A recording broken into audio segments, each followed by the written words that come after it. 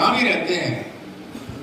हम अपने इस 85% बहुजन समाज के मान सम्मान और स्वाभिमान के आंदोलन, जिसको हम बाबा साहब की भाषा में तंबू कहते हैं, इसके ऐसे बंबू बन जाएं, ऐसे पदाधिकारी और कार्यकर्ता बन जाएं कि हमारा ये 85% का आंदोलन गली गली और गांव गांव मोहल्ले मोहल्ले में आगे बढ़े। ये किसी भी कीमत पर पीछे नहीं जा रही। इसके लिए मानवर काशीराम साहब ने संकल्प लिया। उन्होंने पढ़े लिखे लोगों को जोड़ा, काम से संगठन बनाया, सामाजिक लोगों को जोड़ा, डीएसपो संगठन बनाया और फिर उन्होंने 14 अप्रैल 84 को राजनीतिक पार्टी बनाई। वह पार्टी पूरे देश के अंदर एक बड़ी पार्टी बनी।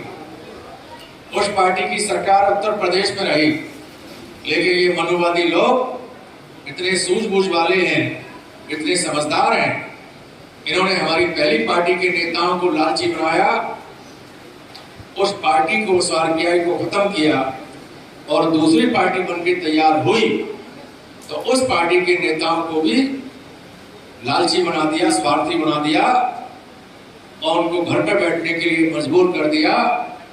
उनकी संपत्ति को लेकर उनको डरा धमकाकर आज वो पार्टी हमारी जो सरकार में हुआ करती थी, उत्तर प्रदेश में केवल एक विधायक जीत कर आई और अभी 24 के चुनाव में पूरे देश के अंदर उस पार्टी का कोई सांसद नहीं जीता, बल्कि अधिकतर सीटों पर पूरे देश के अंदर जमानतें जब्त हुई। हम लोगों को सोचना चाहिए कि इस प्रजातांत्रिक शासन प्रणाली वाले देश में जब वोटों से सरकार बनती है, हम अपने वोटों को भाईचारा बनाकर इकट्ठा नहीं करेंगे।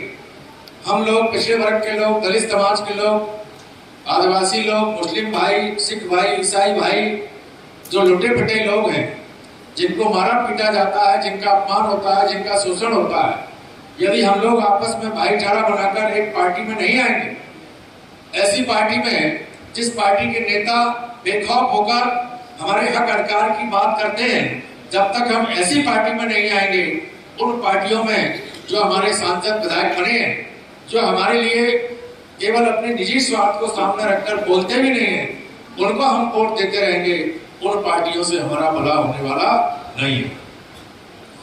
अगर उन पार्टियों से भला होता तो हमको आजाद समाज पार्टी बनाने की जरूरत नहीं पड़ती। आजाद समाज पार्टी हमने क्यों बनाई? क्योंकि हमारा शिक्षा का अधिकार खत्म हो रहा है, हमारा नौकरी का अधिकार खत्म हो रहा है, हमारा न्याय का अधिकार खत्म हो रहा है। हमको ना थानों से, ना तहसीलों से न्याय मिल रहा है, ना हमको सरकार के स्कूलों में शिक्षा मिल रही है, ना हमको सरकार के विभागों में नौकरियां मिल रही हैं। धीमे धीमे करके हमको गुलामी की तरफ धकेला जा रहा है। इसलिए ये जरूरत है कि इस देश के अंदर बहुजन समाज के लोगों को अपना वजूद बढ़ाना चाहिए, अपनी ताकत बढ़ानी चाहिए, अपनी शक्ति बढ़ानी चाहिए।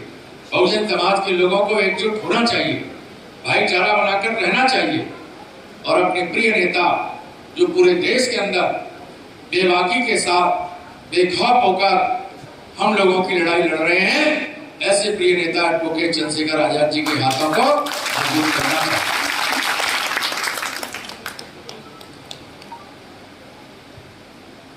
अभी हम लोगों के सामने 11 तारीख का राज्य अध्यक्ष जी के द्वारा घोषित किया गया कार्यक्रम है रामलीला मैदान दिल्ली में। आप सब जानते हैं कि मनुवादी लोग किस प्रकार की साजिश कर रहे हैं।